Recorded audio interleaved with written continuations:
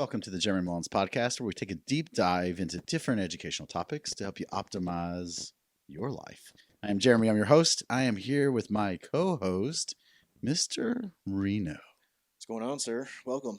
Well, I know. Welcome to HQ.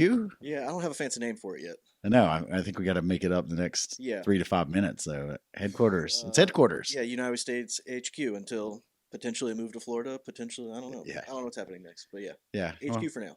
HQ. And what I mean by that is we actually are in the process of having 2 studios. One here in Kentucky, which is your hometown. And it's pretty nice, man. I walked in and in a nice welcome area. Probably a bigger welcome area you really need, but hey, it's the way it was set up. Yeah.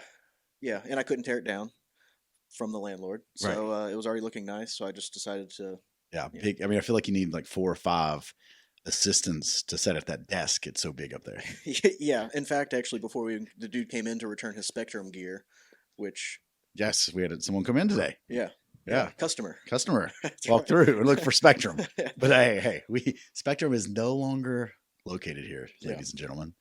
But yeah, it looked awesome. You come in and then you come back into the facility. And of course we're in the first room to your right as we walk down the hallway, which is the podcast room. And you have it set up right now, 2-person podcast, plenty of room. It's kind of awkward to me because I got a camera facing at me now versus right here in front of me, which I'm used to. You got a camera facing against you. And then we got boots here laying in the floor protecting us just in case some other guy comes in looking for Spectrum. Yeah. Luckily, I locked the front door, so you can't just walk in. But if they do, we're gold. Yeah. And you walk on down the hallway, and you built a awesome looking, and I'm going to butcher probably what the actual technical term is, but it looks like a skate corner. That's right. a white corner. Yeah. That you do photos on, but it's kind of neat. Looks like a skate wall, right? So it curves up, and I'm sure there's a purpose to that, which you can explain to people. It's just gives it an infinity effect. When you're standing in front of it, whatever color you make it with those lights, it would be an endless background. So for white, for instance, it would look just like a massive white room. Compared if there was corners, you could clearly see that it was awesome. A room. That's a couple of restrooms. We got our staff restroom, we got our guest restroom, and then there's a kitchen space. And then we went out back, and there's a little gym set up. That's right. Yeah, thankful to Homegrown, one of the sponsors. They have all of their equipment, which is theirs. It's not given to us. They plug and play the things that are important to them during their different seasons of sales, and we capture those pieces of equipment, people working out on them, static or whatnot. Yeah. They also have a employee that comes and films on his phone educational content. That's awesome. On his own without me. Well, it was neat for me to actually see the squat rack because I'm going to place an order. I think I'm going to do a squat rack to finish our gym out and go ahead and get a squat rack and a bench. Of course, we got enough dumbbells right now. We've got enough barbells. But it was pretty nice seeing that because that's actually the exact squat rack I want minus the pulley system. Yeah. Yeah. It's a very nice squat rack, endless components that you can have all the weights and stuff onto it. And I like that one because it's the one that can bolt into the floor instead of, not that you have to, but the other ones were bolting into drywall or studs.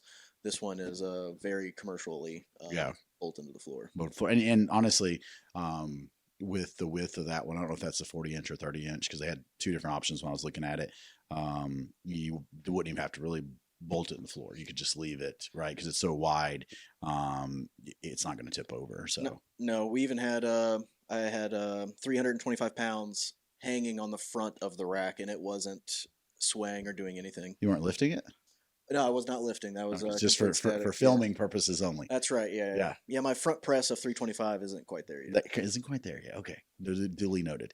And of course, I will not have this much space in Florida at all. I'll have probably 3 of these rooms. I think could be the size of the entire facility there. We're getting that set up to podcast out of, and we even talked about it, even maybe making up one of those corners down there where we can film some stuff, do some photos with a few projects that we have that we really want to tackle come 2025. Yeah, it'll be a full podcast anywhere you go. Hopefully, in different regions, you'll be able to stop in a United We Stand studio. Whether, of course, it's JM Podcast or We Know Big Blue Podcast, or if you want to start a podcast. Yeah, come to now we stand office spaces. So we got two right now. But we'll talk a little bit more about that. Not on today's episode. Today's episode, I want to talk about, and this hurts me to say this, but why diets are failing people. Right. And this hurts me because I feel like in 20 years, like, I've helped thousands of people lose weight, and I'm still in touch with a lot of these individuals who, have maintained their weight and they're doing well. So in like my vision and in my line of sight, I'm like, we're doing good. We're changing people's lives, forever. And, seeing Dennis as a great example who comes on the podcast, and we joke and talk triathlon stuff. Like the dude's lost 80 pounds and is maintaining and doing triathlons. Right. But when you start looking at the stats, diets are not working for the majority of people. Or if we just look at the stats of overweight, right? 75% now of adults are overweight. So we're talking about 3 out of 4 adults are classified as overweight. Do you think there's just too many diets, or is it because, or just what's your opinion on? I think a lot of things. I think, styles go in and out, right? You look at bell bottoms. I don't know why I thought about bell bottoms, but bell bottoms came to mind. Styles and clothing come and go, right? And I think in our habits and in our lifestyles, unfortunately, things have not come and go. They've kind of like advanced, if that makes sense. Mm-hmm. And I just don't, and the reality is, and this is my opinion, that the average American, average adult is just not putting health and wellness as a priority. Simple as that. There's other things competing as priorities, right? Whether it's the social media following, whether it's, to pay the bills, like someone's just economically, they're in a hard position and they're more the goal. Like they're not worried about their health and fitness. Mm-hmm. They're worried about putting food on the table and having a roof for their family. Like that plays a role. Yes. Not for a lot of people, but some people, yes. But break it all down. I think it comes down to the average person is just not making their health a priority. Do you think a lot of people come into this, they need to lose weight or they need to do something. Do you think immediately jumping to the diet stage is what hurts more than just like, hey, let's start with learning macros? 100%. Yeah. So, if we broke it down, like what is required to have success? I think knowledge is required. I think discipline is required. I think hard work and consistency. But when have you heard a diet that starts with that? No, it's just do this and you're going to lose a bunch of weight. 100%, right? So, we started looking at the stats, and I've got my handy dandy notes here that I'm going to pull up, right? You were telling me that a lot of cool podcasters have iPads. So I'll wait until I get my iPad. I'll get you an iPad. As of now, which I don't know if I'll ever want an iPad, man. I'm old school, so for the camera, we got I like pen and paper. Yeah. This is just like legal pads. It's just, it's in a book. And, I've got, of course, Team Alpha, United We Stand, and then Kentucky stickers on there. So, but here's some stats. And this is different. I get it. When you collect data, when you look at research articles, you're going to get different numbers. So, once again, these are kind of the average that I've seen that I kind of jot down the notes. I don't have a specific, hey, this came from a JAMA study or something like that. But 60 to 70% of people gain their weight back in a year. So if they participate in diet or they do a program, they gain their weight back in a year, 60 to 70% of the people. Okay. As we move to 2 years, that's 85%. And you move to the 3-year mark, 95%. So that means when you go on a diet, 5% of those individuals are maintaining their weight at 3 years. So that's the reason we're saying, like, when you diet, they're failing. Is that because they're trying to stay on that diet for, 12 months, 24 months, 36 months? Yeah, well, I think it's we are tackling this wellness and this weight loss from the standpoint of like short term. Where I'm going to go on a diet, and then once I go on my diet and I achieve this goal, I stop doing the things that I was doing. Right? It's not a lifestyle change. It's not habit change. It is just doing the diet. I'm going to do the program. What happens at the end of the program? Right? You can't become a runner by running a marathon. Mm-hmm. Right? You can finish a marathon, run 3 days a week, do these specific workouts for 16 weeks, go complete your marathon. But I wouldn't call you a runner or a marathon runner until you're consistently doing it.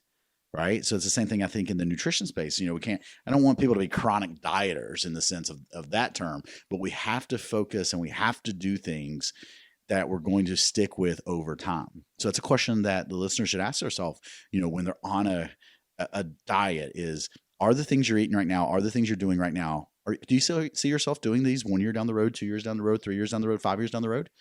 If not, why are you doing it? You're just doing it short term?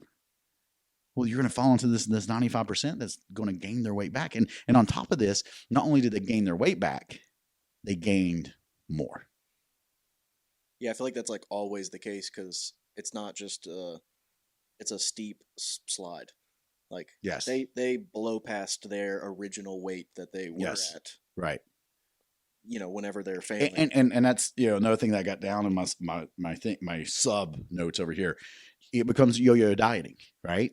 And that's really bad for your health, right? So if you sit and look at most diets, okay, and once again, there's different diets out there. Definition of, you know, we've got the keto diet, we've got carnivore diet, you got low carb, high carb, you got all these different diets that are out there, okay? In our education, if you've been listening to the podcast and listen to the education podcast, you know, I hang my hat on, it is about protein, hitting an optimal amount of protein so that you maintain your muscle tissue, and hitting, of course, in a caloric deficit so that you lose body fat if that's your goal. And it's working on habits that's going to continue to do that. We just don't eat that optimal amount of protein for the 8 weeks, the 12 weeks until you lose your weight. You're going to eat that amount of protein for the rest of your life. Mm-hmm. Do you have to be in the calorie deficit the rest of your life? No, because once you've dropped the body fat, you can increase your calories, but it's still a calorie and a protein game at that standpoint. But with the yo-yo diets, like what we see is someone goes on a strict diet. We see this right now, unfortunately, with a lot of the weight loss medications, right? They're just not hungry.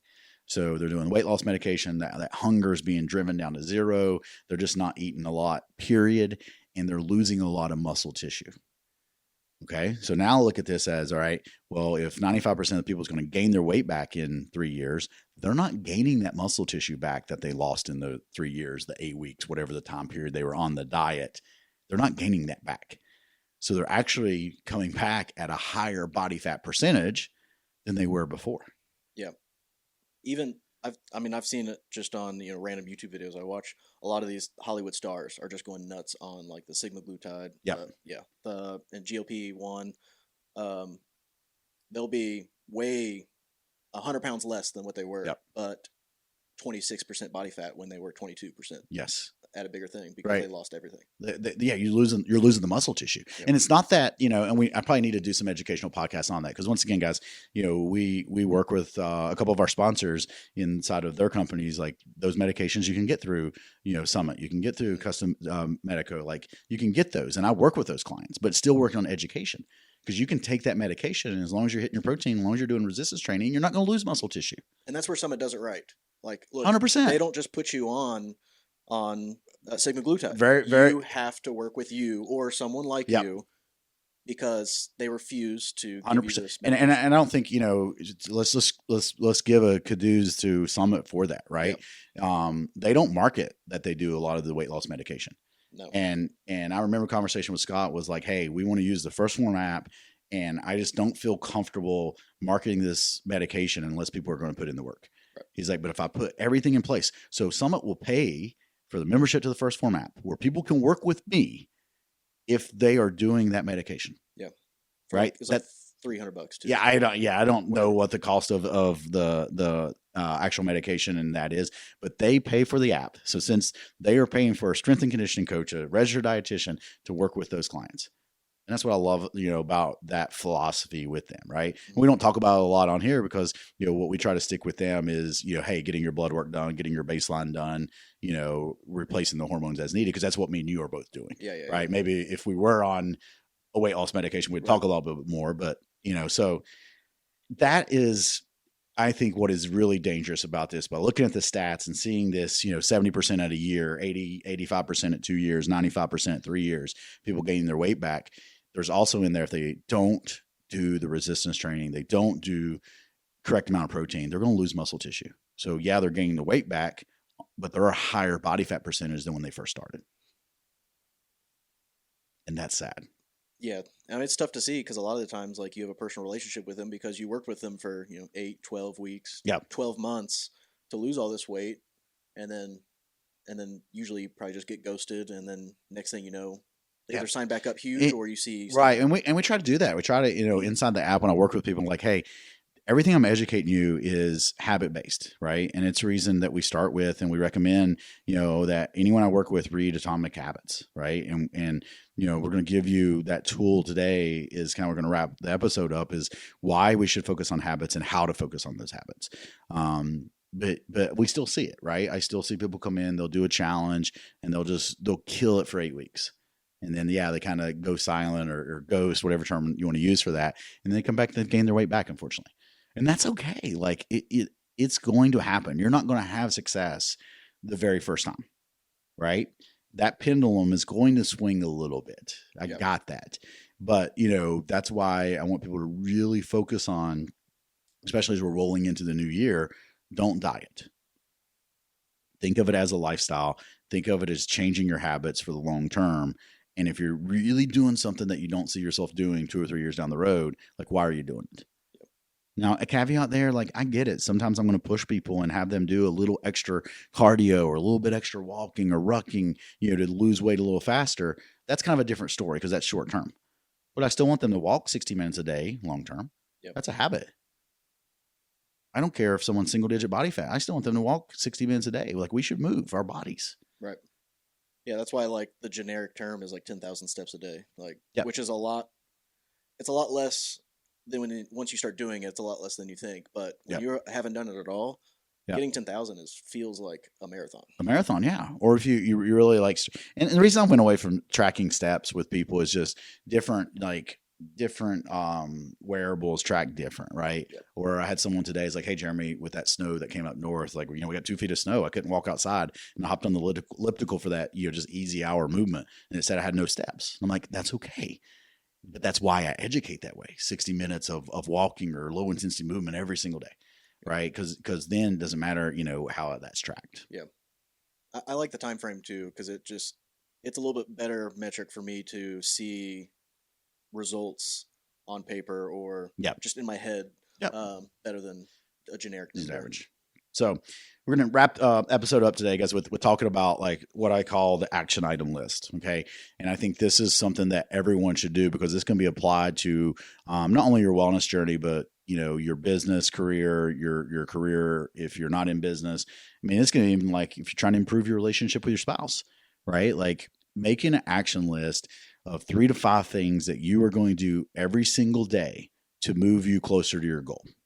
And the reason we're saying it's an action list is because you're picking things that you're not doing, right? We want them to become habits. Yep. But right now you're not doing them. So you need to be proactive about writing them down, seeing them on paper, marking them off when you do it. And you're going to do that every single day. And I recommend at least a month before you would remove them from your list to add something else, because you want to give it a month to really make sure that it's becoming a habit, right? And, one of these things that we always talk about, and it's just an analogy I use, or an example that I use, is like drinking more water, right? So someone will put it on the list, I want to drink 120 ounces of water. That's their action item, okay? You can break that down even further and think about, all right, how are you going to do that? Well, I generally do pretty good, Jeremy, except for I don't drink much in the morning hours. Cool, gotcha. Do you brush your teeth every morning? Yeah, all right. When you brush your teeth, let's go ahead and set a 16-ounce water bottle out. And as soon as you brush your teeth, either before or after, drink 16 ounces of water. Right? You do that for a month, all of a sudden you don't have to think about it. Yep. And that's how you build these habits that are going to stick with you. And in the beginning of your wellness journey of nutrition, it might be hit my protein goal for the day. That might be your action item list, right? Maybe track your food. Might be walk that 60 minutes, whatever it is. And the goal with this is, the reason you do 3 to 5 things, it gives you the focus of 3 to 5 things. You put 20 things on the list, you're not going to be able to focus on them. Right. 3 to 5 action items, and you write it down. There's a psychological component that when we write things down and we mark it off, it's no different than what we get with cell phones or social media, right? You make a post, you get a like. Yep. You see how many likes you're getting, you get the dopamine from that. Same thing comes when you write things down, you mark it off your list. It makes you feel good. Mm-hmm. So by making an action item list where the action items eventually become the habits and you're building these habits over the year, and think about that, 5 things a month, 12 months. It's pretty good change of habits in a year. Yeah. Yeah. You'll see a lot of success come from just that, especially if doesn't matter, business, relationships, whatever. Yep. The snowball effect is real. Yeah. So I'll leave you guys with this. 1, don't diet. Okay. Remember that by definition, the diet is just the foods that you're consuming on a daily basis. Okay. So that's all a diet is. It is the foods that you're consuming on a daily basis. We're all on a diet. This is what our diet is, right? So that boom, we don't diet, we lifestyle. We change our habits. We change our nutrition approach to produce the results that we are looking for. So appreciate being here, man. This is awesome. I look forward to doing more podcasts here. I look forward to our growth and helping people out in the upcoming year. And we appreciate you guys listening. See you.